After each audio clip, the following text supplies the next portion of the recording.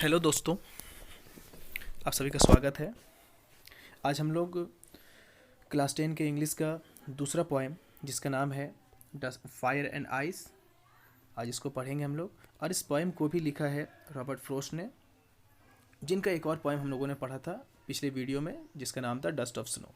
दोस्तों आइए हम लोग अब समझते हैं फायर एंड आइस जो ये पोएम है वो किस बारे में है और हमें किस तरह का इन्फॉर्मेशन प्रोवाइड करना चाहती है। फायर एंड आइस, इसका अगर हम मीनिंग देखें तो फायर मीन्स होता है आग और आइस मीन्स होता है बर्फ़।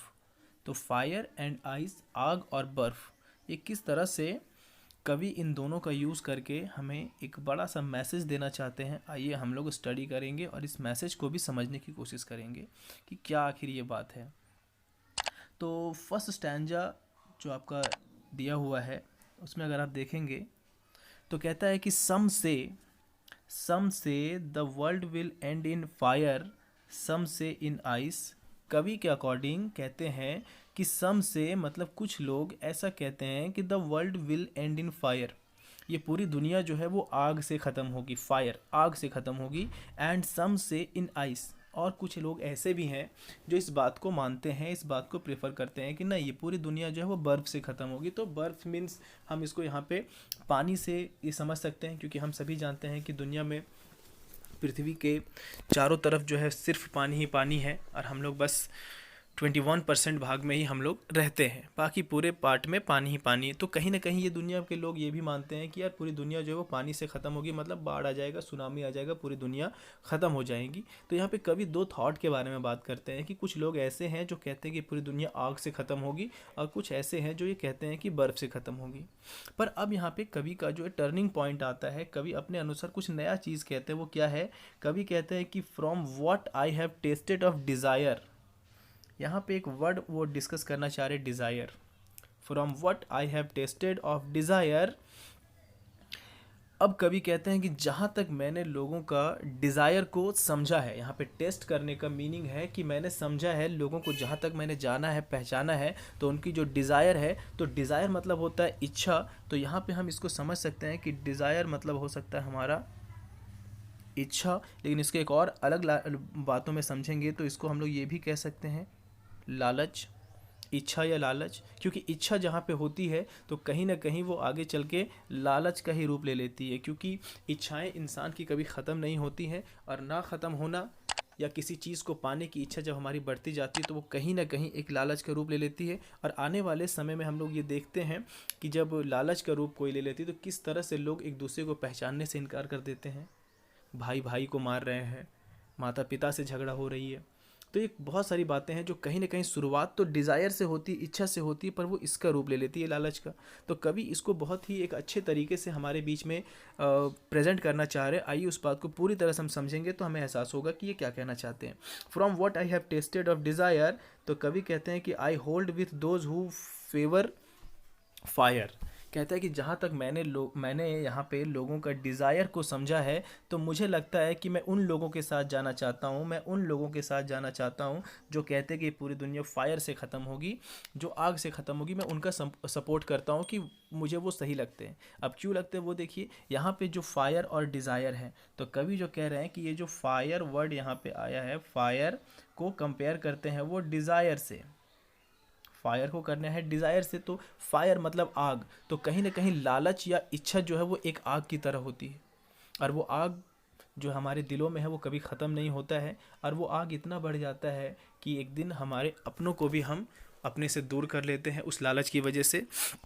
तो कवि यहाँ पे जो कंपेयर कर रहे हैं उनका जेन्युइन रीज़न ये वो नहीं है कि जो आग लग जाएगा चारों तरफ, ये आग को वो, ये फायर को वो डिज़ायर हमारी इच्छाओं और लालच से कंपेयर कर रहे हैं। तो मतलब कहने का ये है कि हमारे दिलों में जो लालच है, हमारे दिलों में जो इच्छाएं हैं, वो कहीं ना कहीं इस दुनिया को पहले ख़त्म कर देगा। क्योंकि आज के ज़माने में जिस तरह से हम लोग देख रहे हैं कि हमारे दिलों में दूरियाँ बढ़ती जा रही है लोगों के लिए, ये कहीं ना कहीं इसी का एक एग्जाम्पल है।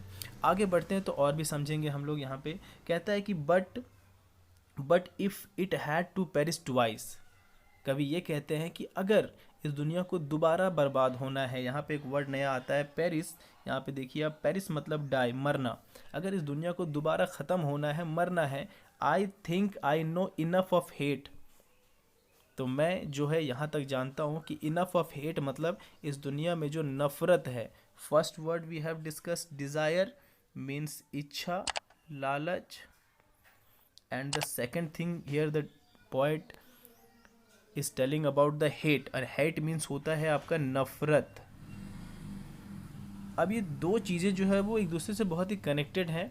फॉर एग्जांपल, अगर हमारे दिलों में जब इच्छाएं बढ़ जाती है और वो लालच का रूप ले लेती है ना, हमारा डिज़ायर जब हद से ज़्यादा बढ़ जाता है तो ऑटोमेटिकली हमारे पास जो है वो ये आ जाता है नफ़रत, और हम लोगों से नफ़रत भी करने लगते हैं, अपने आप को कहीं ना कहीं सुपीरियर और दूसरों को इन्फीरियर समझने लगते हैं। तो कवि इस चीज़ को बहुत ही अच्छे से जोड़ना चाहते हैं। कवि के अकॉर्डिंग जो है यहाँ पे फायर जो है वो आग नहीं है, वो हमारे दिलों का डिज़ायर है, और वही डिज़ायर जो है वो यहाँ पे जो कवि कहते हैं कि आइस।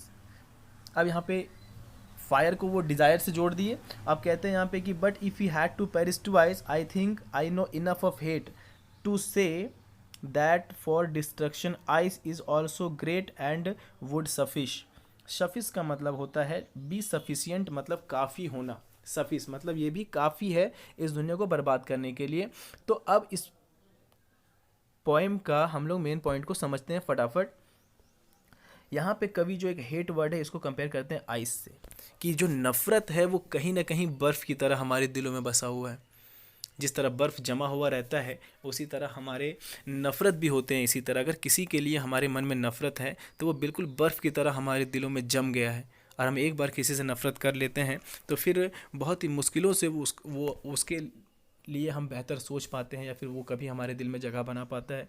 तो कवि यही कहता है कि ये दो चीज़ें जो हैं, एक तो आपका है फायर और डिज़ायर, दूसरा है हेट और आइस, ये दोनों कहीं ना कहीं बहुत काफ़ी है इस दुनिया को ख़त्म करने के लिए।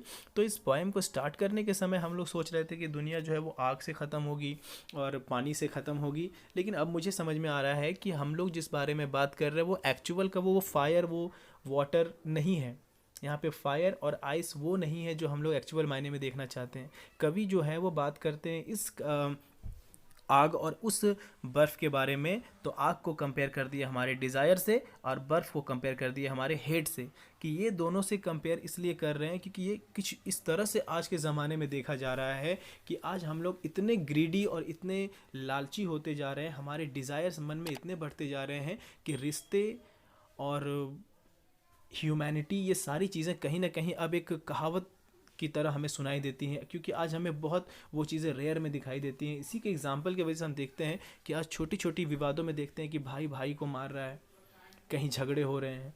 तो ये सारी कहीं ना कहीं ये सारी चीज़ें जो है वो हमारे इच्छाओं से जुड़े हुए हैं, और जब इच्छाओं से जुड़े हुए रहेंगे तो वो एक दिन कहीं ना कहीं हमारे नफ़रत का रूप ले लेता है, और इन दोनों की वजह से तबाही बर्बादी आना निश्चित है। तो कवि आज यहाँ पे जो बात कर रहे हैं वो जब ये कहते हैं फायर एंड आइस के बारे में, तो ये लोगों का मान्यता है, हम सभी मानते हैं कि सभी धर्मों की किताबों में एक चीज़ के बारे में डिस्कस रहता है कि क़यामत का दिन आएगा, एक क़यामत का दिन रहेगा जिस दिन पूरी दुनिया तबाह हो जाएगी, और ये बात पे हम सभी विश्वास करते हैं। तो लोग उस दिन के लिए मानते हैं कि हो सकता है कि आग मतलब सूरज इतने करीब आ जाएगा कि वो पूरे दुनिया को जला देगा, या बर्फ़ या मतलब पानी से पूरा तबाही आ जाएगा। ये दो चीज़ हम लोग मानते हैं, लेकिन कवि ने यहाँ पे एक बहुत ही अलग तरीके का थॉट हमें लाया है, और इस बात से कहीं ना कहीं बिल्कुल हम भी सहमत हो जाते हैं कि सही बात है। वो क़यामत का दिन आने से पहले कहीं ना कहीं हम लोग जिस तरह से एक दूसरे से नफ़रत कर रहे हैं, हमारे दिलों में लालच बढ़ते जा रहे हैं, हमारी इच्छाएं बढ़ती जा रही हैं, हमको लगता है कि वो क़यामत का दिन आने से पहले हम लोगों के दिलों का जो ये फायर है और ये नफ़रत जो हेट है, ये बर्फ़ है, ये फायर और आइस जो है, यही पूरे दुनिया को तबाह करने के लिए काफ़ी है। तो मुझे लगता है कि ये बिल्कुल सही थॉट है। और रॉबर्ट फ्रॉस्ट जो एक बहुत ही रियलिस्टिक पोएम्स हमें हमेशा प्रेजेंट करते हैं, और इस तरह का एक थॉट हमने डस्ट ऑफ स्नो में भी देखा था। और फायर एंड आइस जो बहुत ही छोटा पोएम है, लेकिन मुझे लगता है इसका मीनिंग बहुत डीप है। तो दोस्तों मैं उम्मीद करता हूँ कि आपको ये पोएम समझ में आया होगा।